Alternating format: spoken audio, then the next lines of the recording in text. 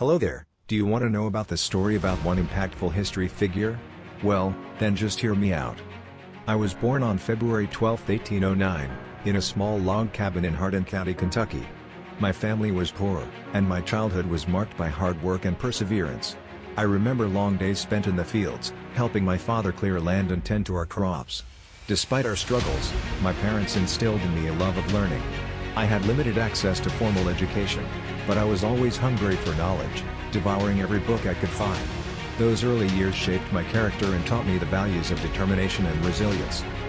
As I grew older, I took on various jobs to support my family. I worked as a rail splitter, which earned me a reputation as a strong and capable worker. Later, I ventured into the world of business as a storekeeper in New Salem, Illinois.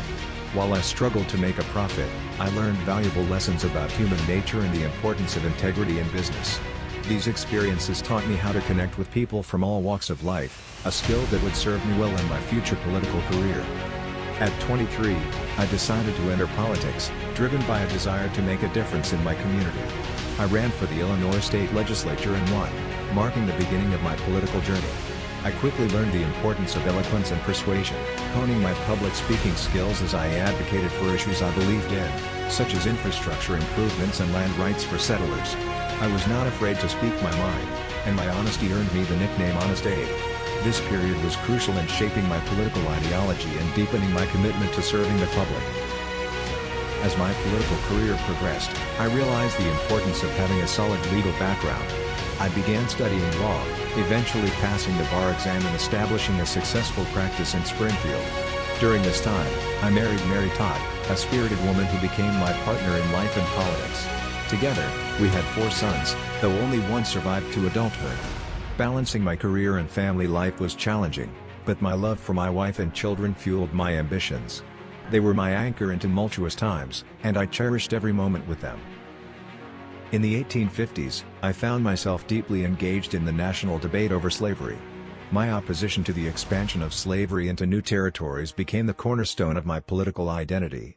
I gained national attention through my debates with Stephen A. Douglas during the 1858 Senate race, where I articulated my vision for a united America.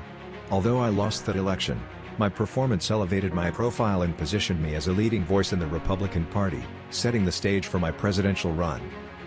In 1860, I was elected the 16th President of the United States, a position that came with immense responsibility. Just weeks after my inauguration, the nation plunged into civil war, as southern states seceded from the Union. My heart ached at the thought of brothers fighting brothers, but I was resolute in my commitment to preserving the Union. I faced immense challenges, political opposition, military setbacks, and personal tragedy, but I drew strength from my belief in democracy and the principles of liberty. In 1863, I took a bold step by issuing the Emancipation Proclamation, declaring that all slaves in Confederate-held territory were to be freed. This was not just a moral imperative, it was a strategic move to weaken the Confederacy and reshape the war's purpose. The document was a turning point in the fight for equality and justice, and I knew it would change the course of history. I faced criticism and praise alike, but I remained committed to the vision of a nation where all men are created equal. As the war drew to a close in 1865, I stood before a divided nation, hopeful for healing and reconciliation. I delivered the Gettysburg Address, emphasizing the need for a new birth of freedom and a commitment to unity.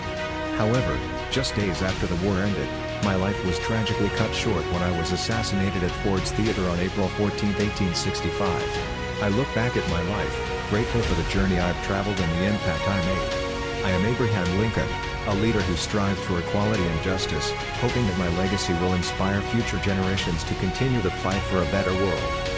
I hope you like my story. Leave a like and subscribe for more similar content.